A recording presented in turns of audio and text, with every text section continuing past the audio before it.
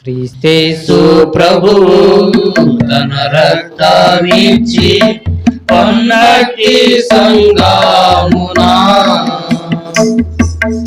ఎవరు చేరెదరు వారే ధన్యులు పరలోకమే వారిది.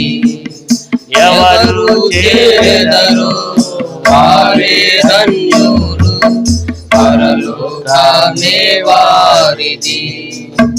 ప్రభుని వాక్యమును సంతోషముతో ఎవరు స్వీకరింతురో ప్రభుని వాక్యమును సంతోషముతో ఎవరు స్వీకరింతురో ప్రకటించేదారు తమ ఐక్యతను బాప్తిస్మమునందున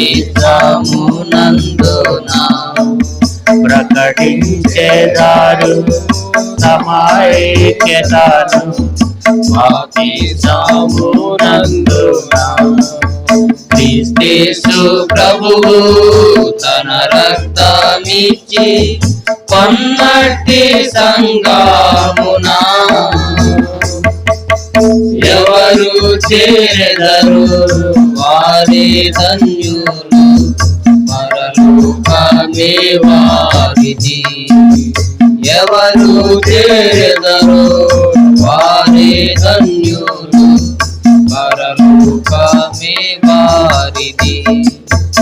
అపోస్తలుల బోధను నమ్మి స్థిరపరచబడిన వారే అపోస్తలుల బోధను నమ్మి స్థిరపరచబడిన వారే ఆత్మశక్తితో వారు ఎల్లప్పుడూ సంఘములో నిలచేదారు.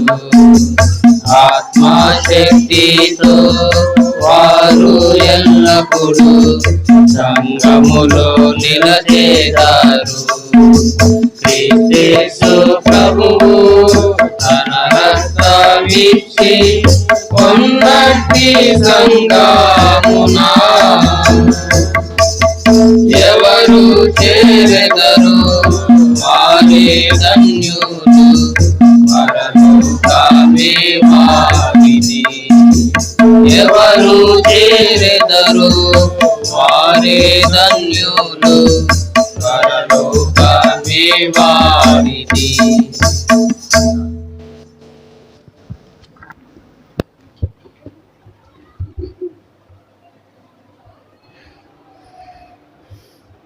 ప్రభు యొక్క శరీరంలో రక్తంలో పాలు పొందుకు మునుపు యోబు గ్రంథము 12వ అధ్యాయము 8వ వచనాన్ని మరొకసారి చదువుకుందాం. భూమిని గురించి ధ్యానించినట్లా అది మీకు బోధించును, సముద్రంలోని చేపలను నీకు దాన్ని వివరించును. ఈ వాక్యం ద్వారా దేవుడు మనతో మాట్లాడి సహాయం చేయను గాక. భూమిని గురించి ధ్యానించినట్లా అది మనకు బోధిస్తుందంట. తర్వాత సముద్రంలోని చేపలను దాన్ని మీకు తెలియచేస్తుందని చెప్పి దేవుని వాక్యంలో రాయబడుతూ వచ్చింది. సముద్రంలోని చేపలను నీకు దాన్ని వివరించును. చేపలు దేవుని సృష్టిని గురించి వివరిస్తాయి అంట. దేవుడు ఎవరు అనేది చేపలకు తెలుసట. మరి చేపలు పక్షులు ఇంకా పైన మనం 7వ వచనం చూస్తే అయినను మృగములను విచారించుము అవి నీకు బోధించును, ఆకాశ పక్షులను విచారించుము అవి నీకు తెలియచేయను. కాబట్టి ఆకాశ పక్షులు మృగములు ఇవన్నీ మనకు తెలియచేస్తాయంట. మరి అవి ఎలాగున్నాయో మమ్మల్ని చూసి నేర్చుకోండి అని అవి మనకేం చేస్తున్నాయి, తెలియచేస్తున్నాయి అన్నమాట. దేవుని గురించి అవి వివరిస్తున్నాయి, దేవుని గురించి అవి తెలియచేస్తున్నాయి. వాటికి మరి 8వ వచనంలో మనం చదువుకున్నట్లయితే భూమిని గురించి ధ్యానించినట్లా అది నీకు బోధించును, సముద్రంలోని చేపలను నీకు దాన్ని వివరించును. అంటే చేపలు మనకు వివరిస్తాయి అంట.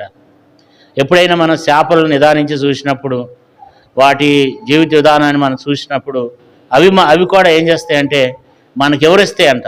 చేపలు ఎంత దేవునికి లోబడి ఉంటాయో, ఎంతగా చేపలు మరి దానికి మెదడు ఎంత ఉంటుంది, కదా. చేప మెదడు ఎంత ఉంటుంది? చాలా తక్కువ మనకంటే కూడా.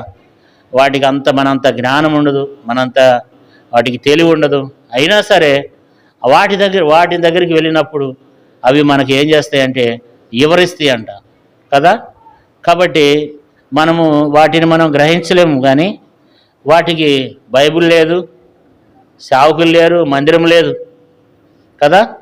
అయినా సరే మరి అవి ఏం చేస్తాయంటే దేవునికి లోబడినట్లుగా నడుచుకుంటాయి. అవి దేవుని మాట వింటాయి కదా. కాబట్టి చేపలు ఈరోజు మరి ప్రభు శరీరంలో రక్తంలో పాలు పొందక మునుపు చేపల గురించి మనం ధ్యానించినట్లయితే, చేప ఎక్కడుంటుందంటే సముద్రంలో ఉప్పు నీళ్ళల్లో ఉంటుంది. ఉప్పు నీళ్ళల్లో ఉంటుంది చేప. కానీ ఉప్పు నీళ్ళల్లో ఉంటుంది, కానీ ఉప్పు దాన్ని అంటకుండా జీవిస్తుంది అనమాట. కొన్ని చేపలు మంచి నీళ్ళలో ఉంటాయి, కొన్ని చేపలు ఉప్పు నీళ్ళలో ఉంటాయి, కొన్ని చేపలు మురికి నీళ్ళలో కూడా ఉంటాయి. కానీ ఆ చేప మనకి ఏం జ్ఞాపకం చేస్తుందంటే అది దాంట్లో నివసిస్తుంది, కానీ అది అంటకుండా జీవిస్తుంది అనమాట. చేప సముద్రంలో ఉంటుంది, ఉప్పు నీళ్ళల్లోనే ఉంటుంది, కానీ దానికి ఉప్పు అండదు, దానిలో ఉప్పు ఉండదు కదా. ఉప్పు నీళ్ళలోనే ఉంటుంది, కానీ ఉప్పులు ఎంత కషంగా ఉంటాయి, సముద్రం నీళ్ళు ఎంత ఉప్పు కషాలుగా ఉంటాయి. ఉప్పు నీళ్ళల్లోనే ఉంటుంది, కానీ దానికి మాత్రం ఏమంటదు, ఉప్పు అండదు. సముద్రం అనేది లోకానికి సాదృశ్యంగా ఉంది. సముద్రం అనేది లోకానికి సాదృశ్యంగా ఉంది. చేపను దేవుడు మనకు జ్ఞాపకం చేస్తున్నాడు. అది లోకంలో ఉంది, కానీ అది దానికి లోక మాలిన్యము అంటతలేదు. అంటే దేవుని బిడ్డలుగా మనకు దేవుడు ఏమి నేర్పిస్తున్నాడంటే, ఆ చేప మనం కూడా లోకంలో ఉన్నాం. లోకంలో రకరకాల ప్రజలు ఉన్నారు. లోకంలోనే జీవించాలి, లోకంలోనే ఆహారం తినాలి, లోకంలోనే మరి నీళ్లు తాగాలి. అందరూ తాగేవే మనం కూడా తాగాలి, అందరు తినేవే మనం కూడా తినాలి. మనం కూడా లోకంలోనే జీవిస్తున్నాం. లోకంలో రకరకాల మనుషులు ఉంటారు. కానీ దేవుడు చేప నుంచి మనకేం తెలియజేస్తున్నాడంటే, మనం ప్రత్యేకంగా ఉండే వారంగా ఉండాలి, మనం పరిశుద్ధమైన జీవితాన్ని కలిగిన వారంగా ఉండాలి. కాబట్టి మరి మన పరిశుద్ధతను మనం ఎప్పుడు కాపాడుకునే వారంగా మనం ఉండాలి. దేవుడు మరి ఆ సముద్రం అనేటువంటి లోకము నుండి దేవుడు మనల్ని రక్షించుకున్నాడు. దేవుడు సముద్రం అనేటువంటి లోకముల నుండి, అపవిత్రమైనటువంటి ప్రజల మధ్యలో నుంచి, అన్ని జనుల్లో నుంచి దేవుడు మనల్ని రక్షించుకున్నాడు. తన విలువైన రక్తంతో మనల్ని కొని తన బిడ్డగా మనల్ని చేర్చుకున్నాడు. లోకము నుండి మనల్ని వేరు చేశాడు. నా ప్రజలు అంటున్నాడు, నేను కొన్న ప్రజలు అంటున్నాడు, నేను సంపాదించిన ప్రజలు అంటున్నాడు. కానీ ఆ చేపల నుండి దేవుడు మనకి ఏం జ్ఞాపకం చేస్తున్నాడంటే, లోకంలోనే ఉంది, కానీ లోక మాలిన్యం దానికి అంటకుండా అది జీవిస్తుంది అన్నమాట. కాబట్టి మనం కూడా చేపను బట్టి మనం నేర్చుకోవాలి. ఆ చేప ఎలాంటి జీవితాన్ని జీవిస్తుందంటే, సముద్రంలో ఉంది, కానీ సముద్రంలో ఉప్పు నీళ్ళలో ఉంది, కానీ ఆ ఉప్పు తనకు అంటకుండా జీవిస్తుంది. మురికి నీళ్ళలో ఉన్నప్పటికీ మురికి దానికి అంటకుండా జీవిస్తుంది. అది ఎంత మురికి నీళ్ళు ఉన్నా బయటపడేయంగానే అది చక్కగా తెలతల్లాడుతూ చక్కగా నిగనిగలాడుతూనే ఉంటుంది. అది దాని స్వభావం ఏంటంటే, అక్కడ ఉన్నటువంటి నీటిని బట్టి అది వాతావరణం మారదు. అది ఎప్పుడు కూడా అట్లాగే ఉంటుంది చేప. దేవుని బిడ్డలైనటువంటి మనకు కూడా దేవుడు ఏం చెప్తున్నాడంటే, మనం కూడా ఈ లోకంలో పరిశుద్ధతను మనము కాపాడుకోవాలి. బైబిల్ చెప్తుంది, పరిశుద్ధత లేకుండా ఎవడను ప్రభువుని చూడంట కదా. ఎన్నటికి పరిశుద్ధతయే నీ మందిరమునకు అనుకూలమని ఉంది 93వ కీర్తనలో. కాబట్టి మనము ఎన్నటికీ మనం పరిశుద్ధత కలిగి ఉండాలి. మాటలో పరిశుద్ధత, మరి ప్రవర్తనలో పరిశుద్ధత, జీవితంలో పరిశుద్ధత, అవి మనం జీవితంలో మనం కలిగి ఉండాలి. అది మనకు దేవుడు చేపల నుండి దేవుడు మనకు నేర్పిస్తున్నాడు అనమాట. రెండో విషయం ఏంటంటే, చేప ఎదురెదుతుంది అనమాట. చేప ఏం చేస్తుంది? ఎదురెత్తుంది. మనకు తెలుసు బాగా, మరి తూర్పుగోదావరి జిల్లాలో ఒక చేప ఉంటుంది అనమాట. అది మన అన్ని జిల్లాల్లో ఉండదు, కానీ అటు గోదావరి జిల్లాలో అది ఆ చేప ఉంటుంది. పులస అనేటువంటి ఒక చేప ఉంటుంది, పులస. అది చాలా ఎక్కువ రేట్ అనమాట. అంటే దాదాపు కేజీ వచ్చి ఒక్కోసారి 5,000, ఒక్కోసారి 10,000, ఒక్కోసారి 20,000 కూడా దాన్ని కొంటారనమాట. అంటే ఆ చేప అంత రుచిగా ఉంటుందంట. అంటే అంత క్రితం అది ఎక్కడుంది అంటే, అది సముద్రంలో ఉంది. అంత క్రితం అది సముద్రంలో. దాని పేరు ఏంటంటే దాని పేరు ఇలస. ఇలస ఏమైందంటే పులసగా మారింది. కారణం ఏంటంటే అది సముద్రంలో నుండి ఉంటుంది, సముద్రంలో ఎర్ర నీళ్ళలో ఉంటుంది అది. అయితే గోదావరి నది బాగా ఫుల్గా పొంగినప్పుడు, ఆ గోదావరి నది ఎదురు తంతున్నప్పుడు ఈ చేప ఏం చేస్తుందంటే ఆ గోదావరి నదిలో ఎదురు తంతుందంట, ఎదురు ఎత్తుందంట. అది కొన్ని రోజులు ఎదురెదిన తర్వాత ఆ చేప ఏమవుద్దంటే అది పులసగా మారుద్దంట. అంటే మనకు దేవుడు ఏం జ్ఞాపకం చేస్తున్నాడు అంటే మనం కూడా మన ఆత్మీయ జీవితాన్ని కాపాడుకోవడానికి ఎన్నో రకాలైనటువంటి ఆటంకాలు ఎదురొస్తాయి. క్రైస్తవులంగా, ప్రభు బిడ్డలంగా మనం ఆత్మీయంగా మనం బలపరచబడటానికి, ఆత్మీయంగా మనం ఎదగేటప్పుడు మనల్ని ఆత్మీయంగా ఎదగలేకుండా ఉండేటట్లుగా అనేకమైనటువంటి పరిస్థితులు మనకు ఎదురొస్తాయి. మన రక్షణ విషయంలో ఆత్మీయంగా మనం ఎదగకుండా, మరి దేవుని విషయంలో ఆత్మీయంగా ఎదగకుండా ఎన్నో రకాలైనటువంటి ఆటంకాలు అనేవి మన జీవితంలో ఎదురవుతాయి. అది కులం అనేటువంటిది కావచ్చు, మన రక్త సంబంధికుల్లో కావచ్చు, మన బంధువుల్లో కావచ్చు, లేకపోతే సంఘంలోనే కావచ్చు. మన ఆత్మీయ జీవితానికి ఎదక్కోకుండా ఆత్మీయంగా మనం ఫలించుకొని ఉండటానికి అనేక రకాలైనటువంటి సమస్యలు ఉన్నాయి. అయితే వాటన్నిటిని మనం ఎదురీది ఆత్మీయంగా మనల్ని మనం కాపాడుకోవాలనేది ఆ పులస అనే చేప మనకు నేర్పిస్తుంది. ఒకప్పుడు అది ఎట్లుంది అంటే ఆ చేప మార్పు నొందుతుంది అనమాట. అది మార్పు నొంద క్రితము అది చాలా తక్కువ రేటుకి దాన్ని ఎవరు తినడానికి ఇష్టపడరు.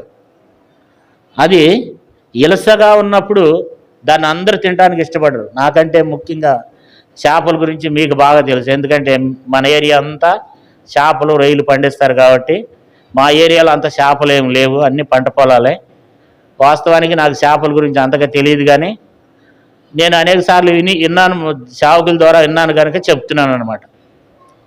అయితే ఆ చేప మార్పు నొందుతుంది, అది ఎదురీతుంది అనమాట. అది ఎదురీదినప్పుడు అది ఎంతో చక్కగా రుచిగల చేపగా మార్చబడుతుందంట.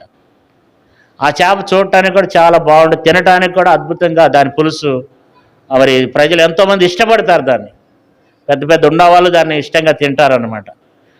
ఒక వ్యక్తి రాజకీయ నాయకుడి దగ్గరికి తీసుకెళ్ళి ఏదైనా అవసరం ఉందంటే ఈ పులస చేపను తీసుకుని వెళ్తే ఆ రాజకీయ నాయకుడు దాన్ని తీసుకున్నాడంటే ఏదో ఒకటి ఆయనకి పని చేయకుండా విడిచిపెట్టరంట. అంటే ఆ ప్రాంతాల్లో అట్లుంటుంది అనమాట. అంటే ఆ పులస చేప దాని జీవితం మార్చబడద్దు అనమాట. అందుకని తూర్పుగోదావరి జిల్లాలో ఆ ప్రాంతాల్లో గోదావరి జిల్లాలో ఏముంటుందంటే పుస్తులైనా సరే అమ్మి పులస తినాలని ఒక సామెత ఉంది అక్కడ. పుస్తులైన అమ్మి ఏం చేయాలంట, పులస తినాలంట. అంటే దానికి అంత ఇలువ ఉంది. ఎందుకనంటే అది ఆత్మీయంగా అది ఆ గోదావరికి ఎదురెత్తుంది అన్నమాట. మనం కూడా మనకు వస్తున్నటువంటి అనేకమైనటువంటి మరి ఎదిరింపులు, అనేకమైనటువంటి కష్టాలు, ఆత్మీయంగా మనం ఫలించలేకపోవడానికి అనేకమైనటువంటి పరిస్థితులు మనకు ఎదురొస్తాయి. అయితే వాటన్నిటికీ మనం ఏం చేయాలి, వాటన్నిటిని మనం ఎదుర్కొంటూ మనం కాపాడుకుంటూ ప్రభు వచ్చినప్పుడు మన భూమి మీద ఆత్మీయంగా మనం సిద్ధపడి ఉండడానికి కదా. అందుకనే శాప మనకి ఏం బోధిస్తుంది. అందుకని ఏబు గ్రంథంలో ఏమంటున్నాడంటే చేపను గురించి ఏముందమ్మ చదవమ్మ అక్కడ,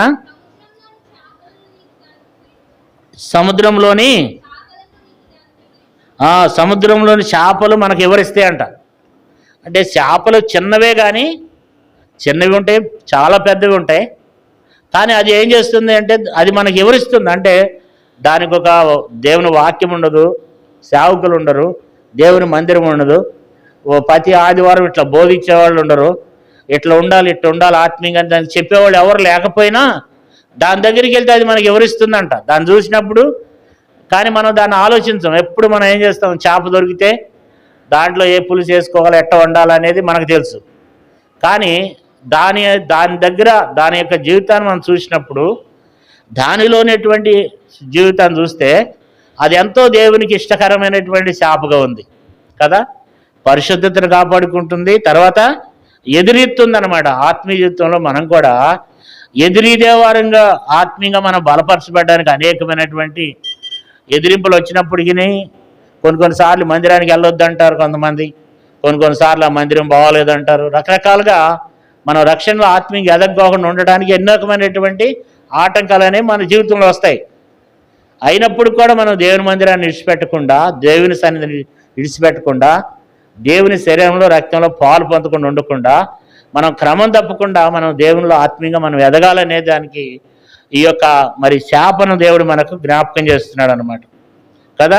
కాబట్టి అలాంటి చాపలంగా మనం ఉండాలి. అంటే వాటిని దేవుడు మనకు ఎందుకు మరి బైబిల్లో అనేక పర్యాయములు దేవుడు వాటిని గురించి దేవుడు రాసి పెట్టాడు అనమాట కదా. ఆ చేపలు మనకు ఏం చేస్తున్నాయంటే మరి అనేకమైనటువంటి విషయాలు మనకు అవి తెలియచేస్తున్నాయి అన్నమాట కదా. లూకాసు వార్త 5వ అధ్యాయం 4వ వచనం. లూకాసు వార్త 5వ అధ్యాయం 4వ వచనం. ఆయన బోధించుట చాలించిన తర్వాత, నువ్వు దోణిని లోతునకు నడిపించి చేపలను పట్టుటకు మీ వల వేలుడు అని సీమోన్తో చెప్పగా, సీమోను, ఏలినవాడ, రాత్రంతా మేము ప్రయాసపడితే కానీ మాకేమీ దొరకలేదు, అయినను నీ మాట చొప్పున వలలు వేస్తామని ఆయనతో చెప్పి వారు అలాగ చేసి విస్తారమైన చేపలు పట్టింది. అందుచేత వారి వలలు పిగిలిపోతుండగా వారు వేరొక దోణిలో ఉన్న తమ పాలువారు వచ్చి తమకు సహాయం చేయవలనని వారికి సైగలు చేసిరి. వారు వచ్చి 2 దోణులు మురుగునట్లు నింపిరి. సీమోను పేతురు చూచి యేసు మోకాళ్ళు ఎదుట సాగిలిపడి, ప్రభువా, నన్ను ఇడిచిపోము, నేను పాపాత్ముడని చెప్పాను. కాబట్టి ఇక్కడ మనం చూస్తే యేసు ప్రభువారు అన్నాడు, పేతురు రాత్రంతా ప్రయాసపడ్డాడంట. రాత్రంతా ప్రయాసపడ్డాడు కానీ పేతురుకు ఒక్క చేప కూడా పడలేదంట. అయితే యేసు ప్రభువారు వచ్చి అన్నాడు, ఆ దోణిలో బోధించిన తర్వాత యేసు ప్రభువారు, పేతురు నీ దోణి నాకు కాసేపు నేను దేవుని వాక్యాన్ని బోధించాలని చెప్పి పేతురు దోణిలో నిలబడి కాసేపు దేవుని వాక్యాన్ని చెప్పిన తర్వాత మరి పేతురుతో అన్నాడు, పేతురు నీ దోణి లోనికి నడిపించమన్నాడు. అప్పుడు పేతురు ఏమంటున్నాడంటే, ప్రభువా, మేము రాత్రంతా ప్రయాసపడ్డాం కానీ మాకు ఒక్క చేప కూడా ఏం చేయలేదు, పడలేదు, దొరకలేదు. అయినా సరే నీ మాట ప్రకారం వేస్తున్నాను అంటున్నాడు. కానీ తన హృదయంలో ఏముందంటే, పేతురు అంటే చేపలు పట్టడానికి బాగా సీనియర్ అన్నమాట. చేపల గురించి పేతురు చాలా సీనియరు. అంటే ఏ చేప ఎప్పుడు చేపలు ఏ టైంలో పడతాయి, ఏ టైంలో వల వేస్తే చేపలు పడతాయి అనేది పేతురుకి తెలుసు అనమాట. అయితే యేసుప్రభువారు అన్నాడు, నువ్వు దోణిని లోపలికి నడిపించిన తర్వాత ఈ పక్కన నువ్వు వల వేయమన్నప్పుడు, మరి వల వేసినప్పుడు అప్పుడు ఏమైందంటే విస్తారమైనటువంటి చేపలు పడినాయి అనమాట. అంటే ఆ చేపలు పడినాయి కానీ మరి వలలు పిగిలిపోతుండగా అని రాయబడింది. మరి వలలు పిగిలిపోతున్నాయి వేరే దోణిలో ఉన్నటువంటి వారు. ఎందుకంటే సముద్రంలో ఇక్కడ ఉండి కేకేస్తే అక్కడ ఉన్న వాళ్ళకి వినపడదు. కాబట్టి వాళ్ళు సైగలు చేసి వాళ్ళు కూడా రమ్మని చెప్పి అందరు కలిపి ఆ చేపల్ని మొత్తానికైతే దరికి చేర్చి వాటిని 2 దోణులు నిండినట్లు చేశారన్నమాట. అయితే పేతురు అప్పుడు ఏమంటున్నాడంటే, పేతురు అప్పుడు సాగిలపడి యేసు ప్రభువారిని ఏమన్నాడంటే, ప్రభువా, నేను పాపాత్ముడని చెప్పాను. అంటే ఒక వ్యక్తి ఇక్కడ మారుమనసు పొందాడు అనమాట. ఈ చేప దేనికి కారణమైనవి అంటే, ఈ చేపలు పేతురు మారుమనసు పొందడానికి, దేవుని యొక్క గొప్పతనాన్ని తెలుసుకోవడానికి పేతురికి జ్ఞానోదయం కలగజేసిన ఈ చేపలు. పేతురు అనుకున్నాడు, నేను రాత్రంతా ప్రయాసపడ్డాను కానీ నాకు ఒక్క చేప కూడా పడలేదు, కానీ ఇప్పుడు వచ్చి ఈయన వలవేయమంటున్నాడు. అంటే చేపలు ఎప్పుడు పడతాయి అంటే, చేపలు సర్వసాధారణంగా రాత్రిపూటే చేపలు పడతాయి. జాలర్లు ఎప్పుడు వెళ్తాయి చేపలు పట్టడానికంటే, రాత్రిపూట మాత్రమే వెళ్ళి వాళ్ళు జాలర్లు చేపలు పట్టడానికి వెళ్తారు. కానీ చాలా అప్పుడు పొద్దెక్కిపోయింది, అప్పుడు ఇక చేపలు పడవు, చేపలన్నీ అడుక్కెళ్ళిపోతాయి. కానీ యేసు ప్రభు చెప్పినట్లుగా నువ్వు లోనికి నడిపించమని చెప్పి మరి నీ వల ఇక్కడ ఏమన్నప్పుడు వల వేసినప్పుడు వలలు పిగిలిపోయేంత చేపలు, మరి 2 దోణులు నిండినంత చేపలు అక్కడ పడుతూ వచ్చినాయి. అప్పుడు పేతురు పశ్చాత్తాపడి, అయ్యా, నేను పాపాత్ముడని ఒప్పుకునేటట్లుగా చేపలు చేస్తూ వచ్చినాయి. అంటే పేతురు మారుమనసుకు ఏమైనా ఈ చేపలు కారణమైనవి అన్నమాట. పేతురుకు మారుమనసు కలగడానికి, పేతురుకు పశ్చాత్తాపడటానికి, దేవుడు ఎంత గొప్పవాడని తెలియచేయడానికి ఈ చేపలు ఏం చేస్తూ వచ్చినాయి కదా. అంటే చేపలు, అందుకని దేవుని వాక్యం మనం చూసినప్పుడు ఆ చేపలు ఏం చేస్తున్నాయి, చేపలను మనం ఎవరిచ్చిన ఆ చేపలంట మనకు ఎవరిస్తాయి అంట కదా. చేపలు మనకు ఎవరిస్తాయి అంట. ఇప్పుడు పేతురుకి ఏం కలిగింది ఇప్పుడు చెప్పండి? పేతురుకి మారుమనసు కలిగింది. పేతురుకి మారుమనసు కలిగింది. అంతేకాదు యోహాను సువార్త 21వ అధ్యాయంలో కూడా మనం చదవవసరం లేదు, కానీ పేతురు యేసుప్రభువారు చనిపోయిన తర్వాత మరలా సముద్రం మీద చేపలు పట్టడానికి వెళ్తాడు. అప్పుడు కూడా రాత్రి అంతా ప్రయాసపడతాడు, కానీ ఒక్క చేప కూడా పడలే. అప్పుడు మరలా యేసుప్రభువారు వల వేయమని చెప్పినప్పుడు అప్పుడు చేపలు పడినప్పుడు కూడా పేతురికి సిగ్గు వచ్చింది. యేసుప్రభువారిని తెలుసుకుని ఆయన సముద్రంలో దూకిండంట. అప్పుడు కూడా పేతురికి అక్కడ కూడా మరి పేతురికి సిగ్గు కలిగినట్లుగా, పేతురికి మార్పు నొందేటట్లుగా అప్పటి నుంచి మళ్ళీ పేతురు చేపలు పట్టడానికి వెళ్ళలేదు. అప్పటి నుంచి ఇంకెప్పటికి కూడా పేతురు చేపలు పట్టడానికి వెళ్ళలేదు. అప్పుడు పేతురికి నిజమైనటువంటి మారుమనసును తీసుకొని వచ్చిన చేపలు. అంటే చేపలు మనకి ఏం నేర్పిస్తున్నాయి అంటే వివరిస్తున్నాయి, దేవుని కార్యముల గురించి వివరిస్తున్నాయి అవి. కాబట్టి ఇప్పుడు చేపలు మనం చూస్తూ వచ్చినాము. చేప ఏం చేస్తుందంటే పరిశుద్ధతను కాపాడుకుంటుంది. రెండోది చేప ఏం చేస్తుందంటే తన యొక్క దాని మార్పు చెందుతుందన్నమాట. మార్పు చెందినప్పుడు దాని ఇలువెంతో దాన్ని వెలకట్టలేనటువంటి ఇలువ అనమాట. కాబట్టి ఆ ఇలస అనేది పులుసగా మారేటట్లుగా ఆ చేపలో కూడా మనం కూడా క్రైస్తవులంగా ఆత్మీయంగా మనము మార్పు నొందినప్పుడు, ఆత్మీయంగా మనం దేవుల్లో ఉన్నప్పుడు మన ఇలువ అనేది అది వెలకట్టలేనిది. అంత ఇలువైనటువంటి దేవుని బిడ్డలుగా మనం ఉంటాం. కాబట్టి మార్పు నొందినటువంటి చేపగా చూస్తున్నాం. మారు మనసు నొందినటువంటి చేపగా, ఇతరులకు మారు మనసు కలిగించే చేపగా దాన్ని చూస్తున్నాం మనం. అంతేకాదు యోహాను సువార్త 21వ అధ్యాయము 9వ వచనంలో చూస్తే చూడండి, వారు దిగి దరికి రాగానే అక్కడ నిప్పులను వాటి మీద ఉంచబడిన చేపలను రొట్టియు కనబడింది. అంటే ఇక్కడ మనం చూస్తే పిల్లలారా తినడానికి మీ దగ్గర ఏమైనా ఉన్నదా అంటే అయ్యా మా దగ్గర ఏమీ లేదన్నారు వాళ్ళు కదా. అప్పుడంట వాళ్ళు కష్టపడ్డారు కానీ వాళ్ళకి ఆహారం లేదు. అయితే ఇప్పుడు అక్కడంట నిప్పుల మీద కాల్చబడినటువంటి చేపలు ఉన్నాయంట. ఈ చేపలు నిప్పుల మీద కాల్చబడి ఉన్నాయి. అంటే మరి తన శిష్యులకి ఆహారం లేని సమయంలో యేసుప్రభువారు ఆ చేపలకు ఆజ్ఞాపించినాడు, చేపలారా మీరు ఇక్కడికి రండి, ఇదిగో నిప్పులు ఉన్నాయి, మీరు ఇక్కడికి వచ్చి పడండి అంటే ఆ చేపలు నీళ్ళ నుండి కొట్టుకుంటూ వచ్చి నిప్పుల మీద పడినాయి అన్నమాట. నిప్పుల మీద పడినాయి. అవి కాల్చబడినాయి. ఎవరి కొరకు? ప్రభు కొరకు కాల్చబడటానికి ఏం చేసినాయి? అవి ఇష్టపడినాయి కదా. చేపలు అవి చిన్నవే కానీ ప్రభు కొరకు చేపలు ఏం చేస్తున్నాయి చెప్పండి? ప్రయాసపడుతున్నాయి. ప్రభు కొరకు కాలిపోవటానికి కూడా ఇష్టపడుతున్నాయి అన్నమాట. ప్రభు కొరకు కాల్చబడినటువంటి చేప ప్రభు ఆజ్ఞాపించినప్పుడు ప్రభువుకు లోబడి ప్రభు కొరకు కాల్చబడటానికి కూడా ఇష్టపడినటువంటి చేప కదా. కాబట్టి ఇక్కడ మనం చూసినట్లయితే 9వ వచనము చూడండి, వారి దిగి దరికి రాగానే అక్కడ నిప్పులను వాటి మీద ఉంచబడిన చేపలను రొట్టియు కనబడిన కదా. అక్కడ మరి చూసినట్లయితే అక్కడ మరి యేసుప్రభువారి కొరకు కాల్చబడినాయి ఆ చేపలు, కాల్చబడినాయి. మరి మన జీవితం ఏంటి? మనం ప్రభు కొరకు ఏం చేస్తున్నాం? మనం ప్రభు కొరకు మన జీవితం ఎలాగుంది? ప్రభు కొరకు ఏమన్నా మనం చేస్తున్నామా? ప్రభు కొరకు ఏమైనా త్యాగం చేస్తున్నామా? ప్రభు పని చేస్తున్నామా? ప్రభు కొరకు ఆ రీతిగా ఉంటున్నామా? మరి అవి చూడండి ఏం చేస్తున్నాయి? అవి ప్రభు కొరకు ఏం చేయబడ్డాయి? అవి కాల్చబడ్డాయి కదా. సముద్రం ఒడ్డున ప్రభు కొరకు చేపలు కాల్చబడ్డాయి.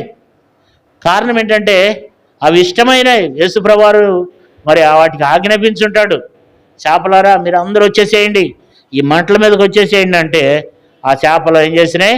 నిప్పుల మీదకి వచ్చేసినాయి. వాళ్ళు వచ్చి చూసేసరికి అక్కడ ఏముంది? చేపలను రొట్టె ఉన్నదంట కదా. ఎంత మరి గొప్ప చేపలు చూడండి అవి.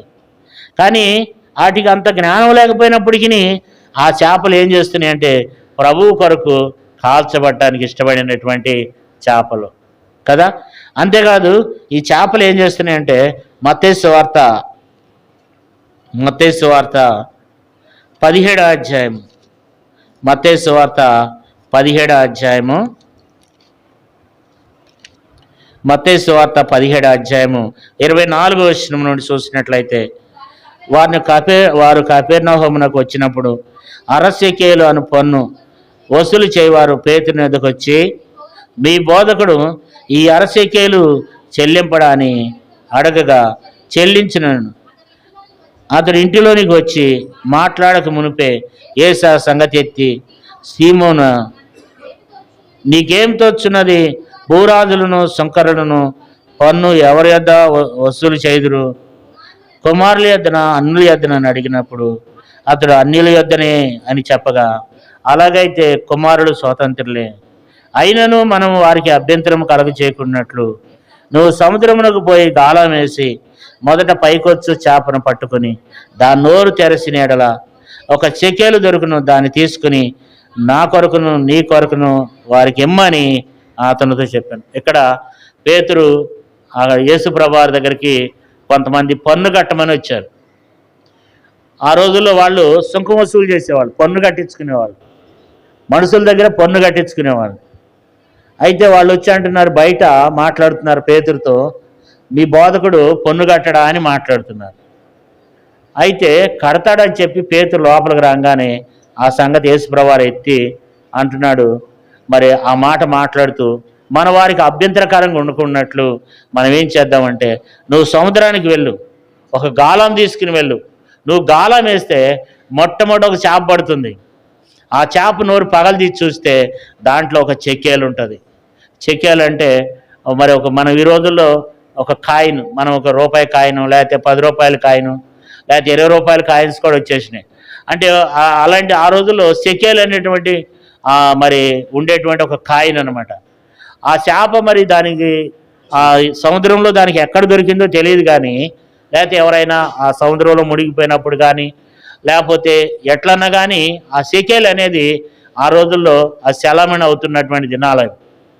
యేసు ప్రభువారు అన్నాడు, పేతురు నువ్వేం చేస్తావంటే గాలం తీసుకుని వెళ్ళి సముద్రంలోకి వెళ్ళి నువ్వు గాలం వేస్తే మొట్టమొదటి ఒక చేప పడుతుంది. ఆ చేప నోట్లో ఏముంటుంది? షెకేల్ ఉంటుంది. అంటే వెళ్ళి పేతురు వెళ్ళాడు, గాలం వేశాడు, గాలం వేస్తే చేప పడింది. ఆ చేప నోరు పగలదీసి చూస్తే దాంట్లో చెక్కేలు ఉంది. దాన్ని తీసుకొచ్చి యేసు ప్రభువారికి అరసెక్కేలు, పేతురికి అరసెక్కేలు, ఇద్దరికి ఏం చేశారు? దాన్ని పన్ను కట్టారనమాట. అంటే ఈ చేప ఏం చేస్తుందంటే యేసు ప్రభువారికి ఇచ్చేటువంటి చేప ఇది. ఏం చేప? యేసు ప్రభువుకి ఇచ్చే చేప, యేసు ప్రభువారి యొక్క అక్కర ఎరిగినటువంటి చేప కదా, దేవునికి ఇచ్చేటువంటి చేప. దేవునికి ఇవ్వటానికి ఆఖరికి చనిపోవటానికి కూడా ఇష్టపడింది అది కదా. దేవుడు ఆజ్ఞాపించినాడు, చేప సముద్రంలో ఎవరో లేకపోతే ఎక్కడన్నా ఏదో అనుకోని రీతిలో ఎవరైనా పడిపోయి ఉండొచ్చు, లేకపోతే ఎలాగైనా సరే ఆ షెకేల్ అనేది దాని నోట్లో ఉంది. దేవుడు అన్నాడు, చేప నువ్వు ఇన్ని రోజుల నుంచి ఆ షెకేల్ నీ నోట్లో ఉంది కదా, అది నాకు అవసరం పడింది.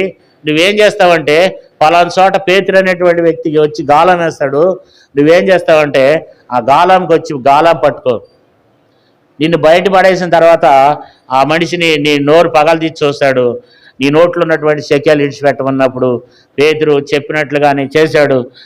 దాంట్లో నుంచి ఏమొచ్చిందంటే ఒక షెకేలు వచ్చింది. దాన్ని తీసుకొచ్చి మరి పేతురు గారికి యేసు ప్రభువారు కూడా ఏం చేస్తూ వచ్చినాడు? ఆ పన్ను కడుతూ వచ్చినాడు కదా.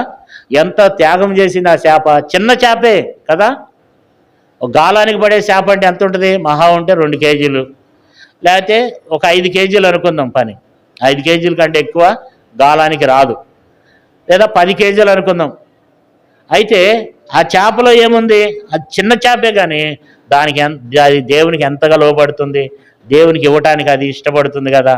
మనం దేవునికి ఇవ్వడానికి ఇష్టపడుతున్నామా?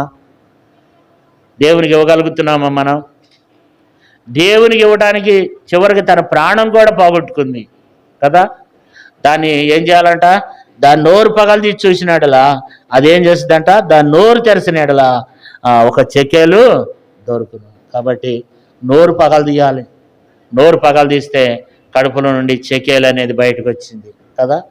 దేవునికి ఇచ్చేటువంటి చేప, ఆ చేప మరి ఎంత చక్కగా దేవుని మాట వినదో కదా. దేవునికి ఇవ్వటానికి అది ఇష్టపడి పేతురు దగ్గరికి వచ్చి చనిపోవడానికి కూడా ఆ చేప ఇష్టపడినట్లుగా మనం ఇక్కడ చూస్తున్నాం. మనం ఎలాగున్నాం మరి కదా. అందుకని చేపల దగ్గరికి వెళ్తే ఆ చేపలు, సముద్రంలోని చేపలు దాన్ని మనకి ఏం చేస్తాయంట? ఎవరిస్తాయంట కదా. యేసు ప్రభువారికి ఇచ్చినటువంటి చేప కదా. ఇప్పుడు ఎన్ని చేపలు చూస్తూ వచ్చాము? మొదటిది పరిశుద్ధతను కాపాడుకున్నటువంటి చేప. అది సముద్రంలోనే ఉంటుంది, మురికి నీళ్ళలో ఉండొచ్చు, ఏ నీళ్ళైనా ఉండొచ్చు, కానీ ఆ నీళ్లు అనేది దానికి అంటకుండా జీవించేది పరిశుద్ధతను జ్ఞాపకం చేస్తుంది. రెండోది ఆత్మీయ జీవితంలో ఎదక్కోకుండా చాలామంది ఎట్లుంటారు చెప్పండి? మా ఆయన మూలా నేను ఎదగట్లా, లేకపోతే మా పక్కింటి వాళ్ళ మూలాన్ని నేను ఎదగలేకపోతున్నా, లేకపోతే మా పాస్టర్ గారి మూలాన్ని నేను ఈ 1,90,000 చెప్తాం మనం కదా. మా భర్త మూలాన్ని నేను ఎదగలేకపోతున్నా, మా భార్య మూలాన, లేకపోతే మా పిల్లల మూలాన, లేకపోతే నాకు ఆర్థిక ఇబ్బందులు ఉన్నాయి, అందుకే నేనేమయ్యాను, ఎదగలేకపోతున్నాను. నేను ఎక్కడున్నాను? ముళ్ళ పొదల్లో ఏమైందంట, కొన్ని విత్తనాలు ఏం చేశారంట, కొన్ని త్రోవ పక్కన పడ్డాయంట, కొన్ని రాతి నేల మీద పడ్డాయంట, కొన్ని ముళ్ళ పొదల్లో పడ్డాయంట. ముళ్ళ పొదల్లో పడ్డ విత్తనాలు ఏమైనాయి? అవి అణిసివేయబడ్డాయి అన్నమాట. కొంతమంది ఆత్మీయంగా ఎదగకోకుండా పడి ఉంటారు. ఎన్ని సంవత్సరాలు ఉండే ఆత్మీయంగా వాళ్ళు ఎదగలేరు. అయితే ఆ చేప నుంచి దేవుడు మనకి ఏం జ్ఞాపకం చేస్తున్నాడు? నీ ఆత్మీయ జీవితంలో ప్రభు వచ్చినప్పుడు ఎత్తబడేటట్లుగా నీవు నీ ఆత్మీయ జీవితాన్ని నువ్వు కట్టుకుంటున్నావా? ఎదురెత్తున్నావా? వచ్చే ప్రతి దానికి మనం ఎదురేదేటువంటి వారంగా వాటన్నిటిని అధిగమించుకుని మనం ముందుకి దేవుని ఇంకా సేవించేటట్లుగా, దేవుని ఇంకా ఆరాధించేటట్లుగా, దేవునికి లోబడే బిడ్డలంగా, దేవుని ఇంకా సేవించే వారంగా, ఇంకా ఆత్మీయంగా ఎదిగే వారంగా నీవునే మనం కలిగి ఉండాలని దేవుని వాక్యంలో మనం చూస్తున్నాం దేవుని బిడ్డలారా. తర్వాత మూడోది మనం చూసినట్లయితే మారుమనసు నొందించేటి చేప. పేతురుకి ఏం కలిగించింది చెప్పండి? జ్ఞానోదయం కలిగించింది, మారుమనసు కలిగించింది చేప కదా. మరి 4వ చేపను మనం చూస్తూ వచ్చాం, ప్రభు కొరకు కాల్చబడినటువంటి చేప. 5వ చేపను మనం చూస్తూ వచ్చినాము. ఆ చేప ఏం చేసింది? యేసు ప్రభు వారి యొక్క అక్కర తీర్చిన చేప, యేసు ప్రభు వారికి ఇచ్చినటువంటి చేప. యేసు ప్రభు వారికి ఇవ్వటానికి, చివరికి చనిపోవడానికి కూడా ఆ చేప ఏం చేసింది? ఇష్టపడినటువంటి చేప కదా. అంతేకాదు యోహాను సువార్త 21వ అధ్యాయం 4వ వచనం. యోహాను సువార్త 21వ అధ్యాయం 4వ వచనం. సూర్యోదయం ముగుస్తుండగా యేసు ధరణి నిలిచెను. అయితే ఆయన యేసు అని శిష్యులు గుర్తుపట్టలేదు. యేసు, పిల్లలారా, భోజనంకి మీ వద్ద ఏమైనా ఉన్నదా అని వారిని అడగగా లేదని వారు ఆయనతో చెప్పిరి. అప్పుడు ఆయన దోణి పక్కన వలవేడి మీకు దొరికినని చెప్పిను. వారు అలాగూ చేయగా చేపలు విస్తారంగా పడినందున వల లాగలేకపోయారు. చాలామంది ఇక్కడ చూసినట్లయితే వల లాగలేకపోతూ వచ్చినారంట. ఈ చేపలు ఎలాంటి చేపలు అంటే, ఎన్ని చేపలు చెప్పండి? చూడండి, 11 వచనం చదవండి. 11 వచనం. సీమోను పేతురు దోణి ఎక్కి వలను దరికిలాగాను. అది 153 గొప్ప చేపలతో నిండి ఉన్నది. ఈ చేపలు ఏం చేపలంట? 153 గొప్ప చేపలంట. గొప్ప చేపలు అంటే చిన్న ఈ చేపలకి దేవుడు ఆజ్ఞాపించినాడు, చేపలారా, ఇదిగో పేతురు శిష్యులు వల వేస్తున్నారు, మీరేం చేస్తారంటే గొప్ప చేపల వలలోకి రావాలా, వల పిగిలిపోవద్దు. 153 గొప్ప చేపలంట, వల పిగిలిపోవద్దు అని చెప్పి దేవుడు ఆజ్ఞాపిస్తే ఈ చేపలన్నీ ఏం చేస్తున్నాయి అంటే, నేను ముందు వెళ్తా, చిన్న చేపలారా మీరందరూ ఆగిపోండి, నేను వెళ్ళాలి ఆ దోణిలోకి నేను వెళ్ళాలి, యేసు ప్రభు పని నేను చేయాలి అని చెప్పి అక్కడ 153 గొప్ప చేపలు ఏం చేసినాయి చెప్పండి? దేవుని మనం లోబడుతున్నామా? ఈ దినాన మనం దేవుని మాటకు మనం లోబడుతున్నామా? దేవుడు ఏదైనా మనకు మాట్లాడుతున్నప్పుడు, దేవుడు మనకి హెచ్చరిక చేసినప్పుడు దేవుని మనం లోబడుతున్నామా? మనం లోబడట్లేదు నాన్న కదా. కానీ ఆయనకి లోబడుతున్నాయి, ఆయనకి సముద్రం లోబడుతుంది, సర్వం ఆయనకు. మార్కు సువార్తలకు మంచి మాట ఉంది చూడండి. మార్కు సువార్త 4వ అధ్యాయము 41వ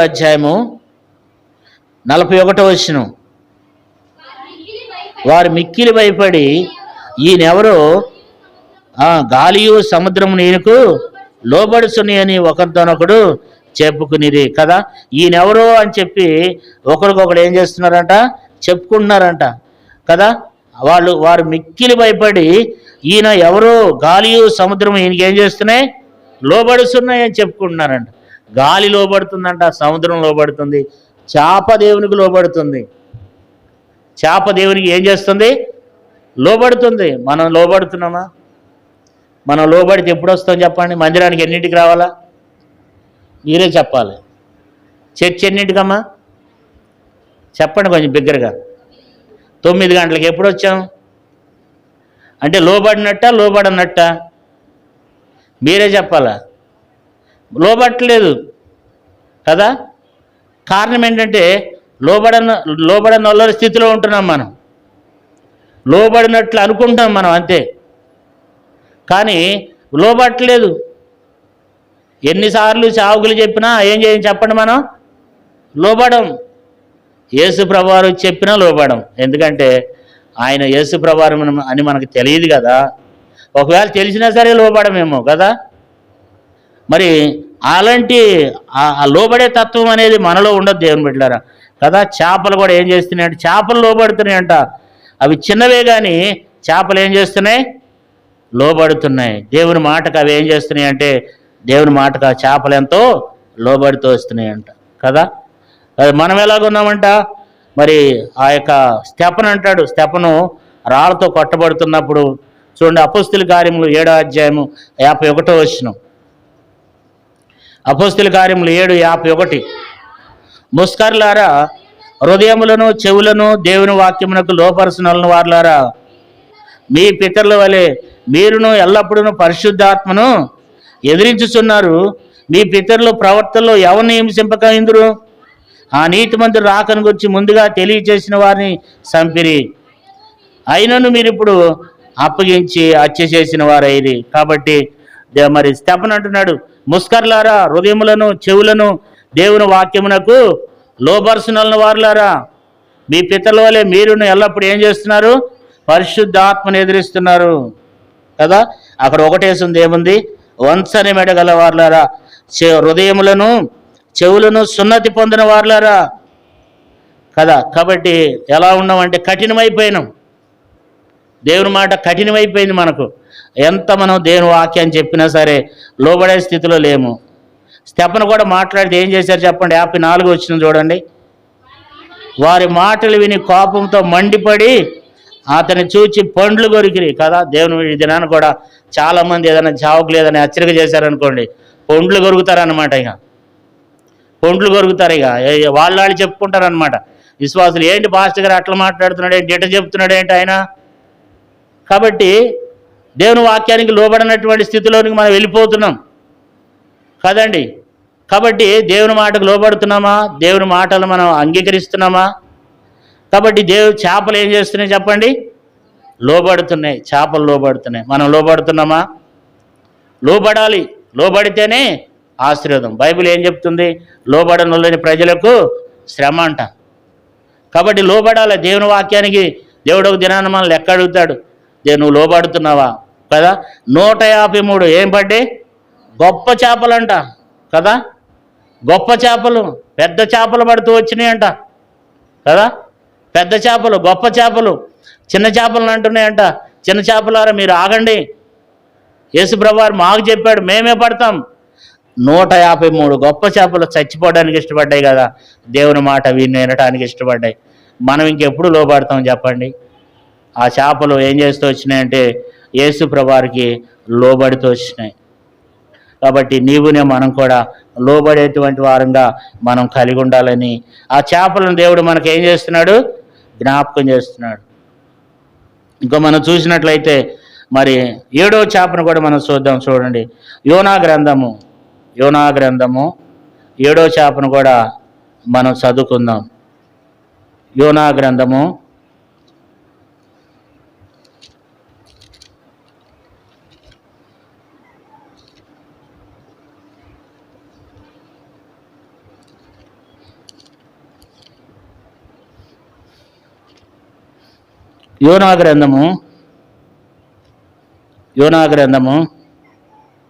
1వ అధ్యాయము 17వ వచనం.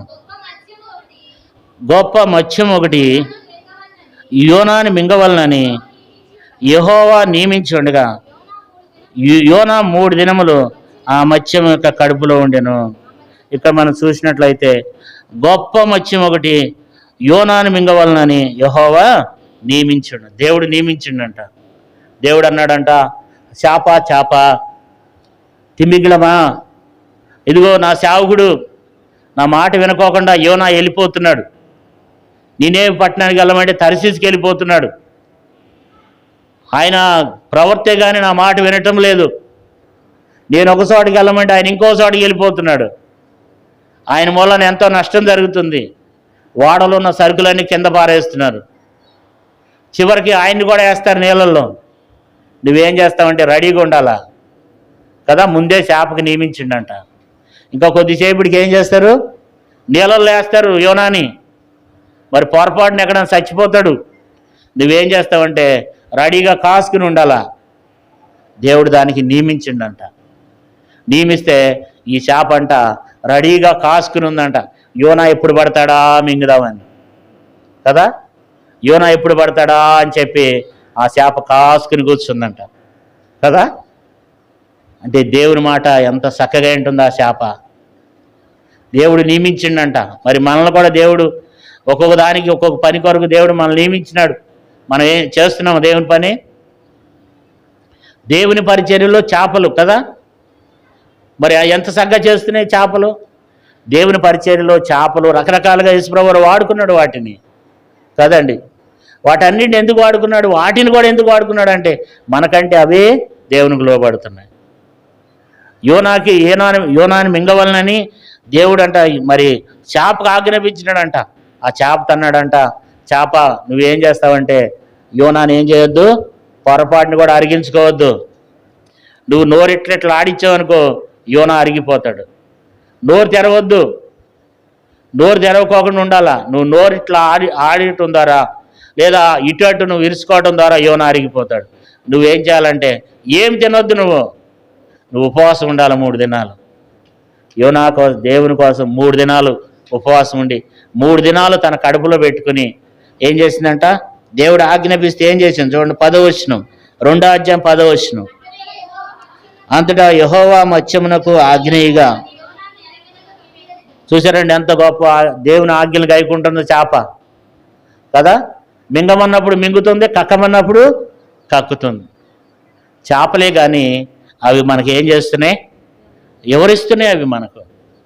చేపలే కానీ అవి మనకి ఏం చేస్తున్నాయి అంటే అవి మనకు బోధిస్తున్నాయి. అంటే వాటిని చూసి నేర్చుకోరా, వాటిని చూసి నేర్చుకో సహోదరుడా సహోదరి అని చెప్పి దేవుడు మాట్లాడుతున్నాడు కదా. అవి చిన్నవే కానీ ఏం చేస్తున్నాయి, అవి దేవుడు చెప్పినాడు. దేవుడు ఆజ్ఞాపించినాడంట, చేప ఇదిగో పలానా నినేవే పట్టణం దగ్గరికి వెళ్ళి ఆ ఒడ్డును ఏం చెయ్యి, యోనాని కక్కివేయి అని చెప్పినప్పుడు చేప ఆ యొక్క నినేవే పట్టణం దగ్గరికి వెళ్ళి యోనాను ఒడ్డున ఏం చేసిందంట, కక్కివేసిందంట. అప్పుడు మనోడు దాంట్లో నుంచి బయటకు వచ్చి వెళ్ళి సువార్త ప్రకటిస్తే 120,000 మంది రక్షణ పొందినారు కదా. మరి ఒక చేప చేసినటువంటి పని, ఆ చేప ఎంతగా చక్కగా మరి దేవునికి లోబడింది అంటే ఈ చేపకు మనం ఒక పేరు పెట్టుకుందాం, దేవుడు చెప్పినట్లు చేసిన చేప. దేవుడు చెప్పినట్లు చేసిన చేప. ఏం చెప్పాడు దేవుడు?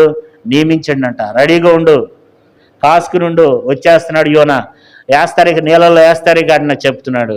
కాసుకుని ఉందన్నమాట. ఎప్పుడైతే యోనాని వేశారో 1 సెకండ్లో రెడీగా ఉండి యోనాని మింగేసింది. 3 దినాలు జాగ్రత్త కాపాడి 3 దినాల్లో తీసుకొచ్చి ఒడ్డుని ఇడిచిపెట్టింది కదా. దేవుడు చెప్పినట్లుగా ఇక్కడ ఏముంది, అక్కడ మంచి మాట 2వ అధ్యాయం యోనా గ్రంథం 10వ వచనం. అంతలో యెహోవా మత్స్యమునకు అంటే దేవుని ఆజ్ఞ అది ఏం చేస్తుంది చెప్పండి కదా. యోనాను నేల మీద కక్కివేసిందంట. మరలా నీళ్ళలో ఒడ్డును కక్కినా ఎక్కడ పడితే లేనిపోయింది ఏమోనని చెప్పి చేప ఒడ్డుకు కొట్టుకునే. చేప ఒడ్డుకు రావడం ఎంత కష్టం కదా, నేల మీదకి రావాలంటే. ఒడ్డుకు కొట్టుకుంటూ ఒడ్డుకు వచ్చి యోనాన్ని కక్కి మళ్ళీ అది కొట్టుకుంటూ లోనికి వెళ్ళిపోయింది.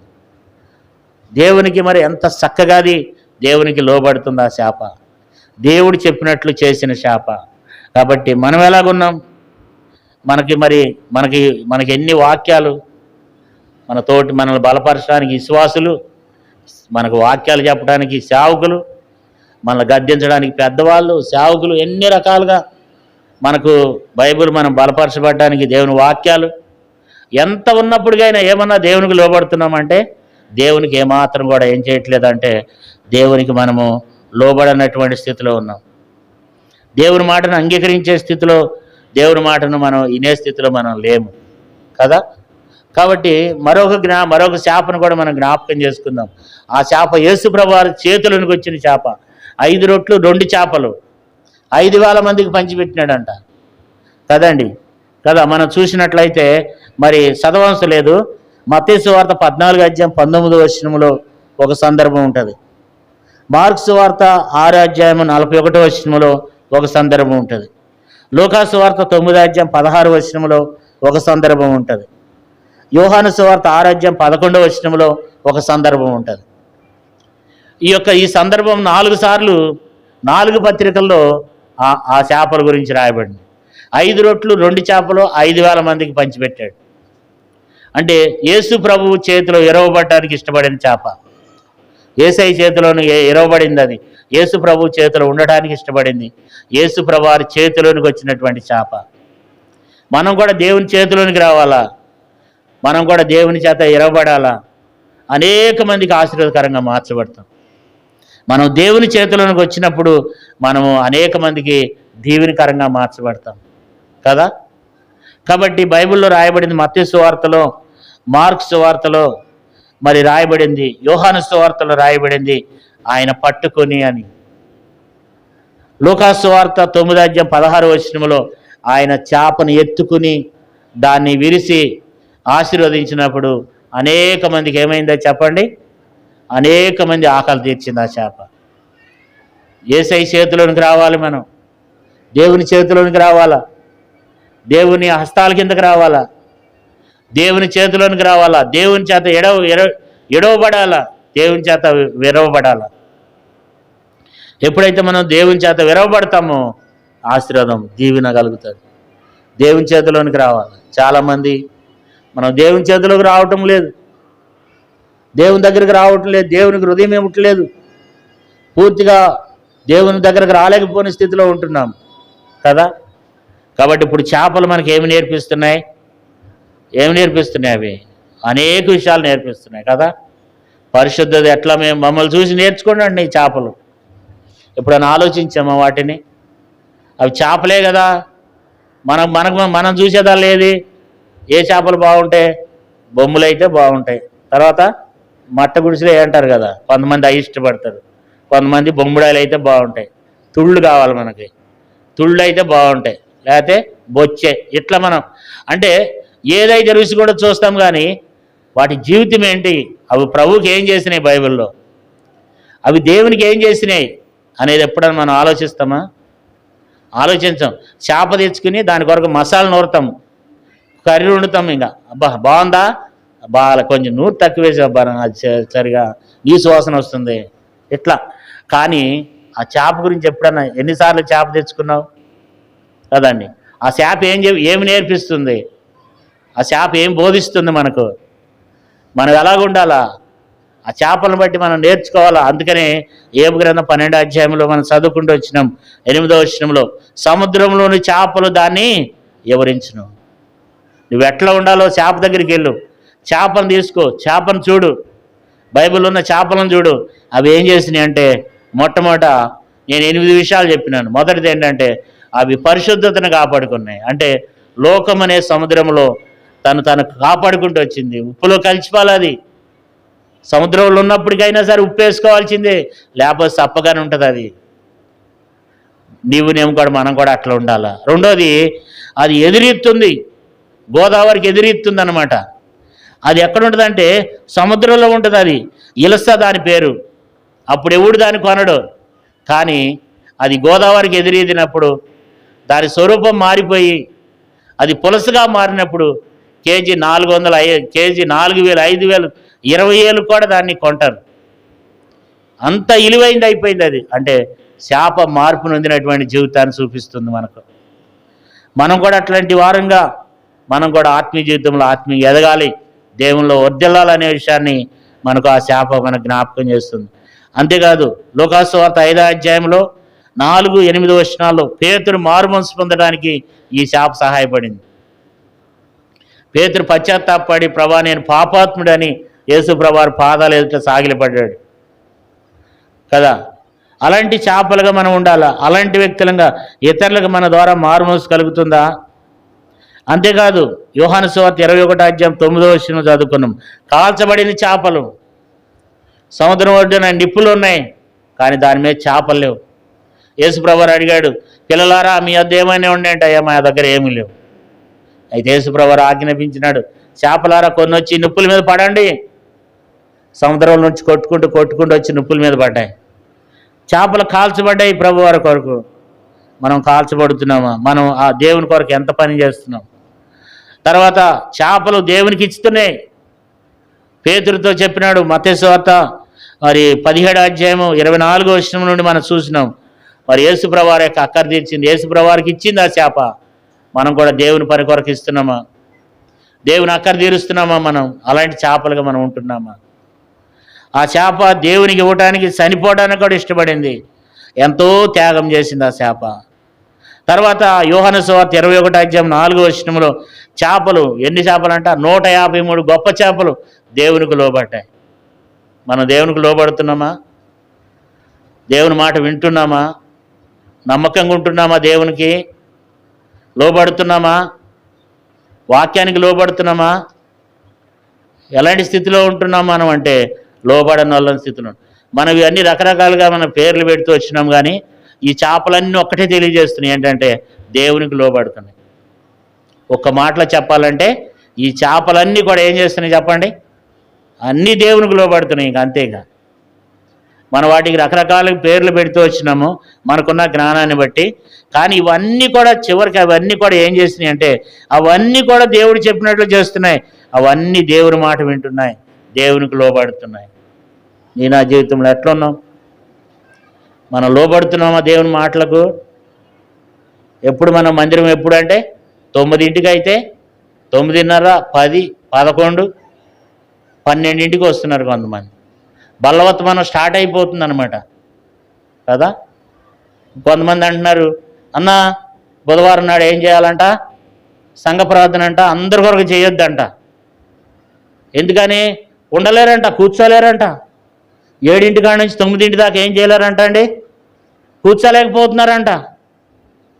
మనకంటే కూడా వేరే సంఘాల వాళ్ళు రాత్రి 11 దాకా జరుగుతున్నాయి వాళ్ళకి. కానీ మనకు బరాబరి 9 దాకా కూడా ఉండకూడదు. 7:30కి రావాలా, 7 కంటే 7:30కి లేకపోతే 8ంటికి రావాలా. వాక్యం అయిపోయినాక వస్తారు కొంతమంది సంఘ ప్రార్థనకి. కాసేపు అట్లా కూర్చుంటారు అనమాట. అట్లా కూర్చుని అట్లా వెళ్ళిపోతారు అనమాట.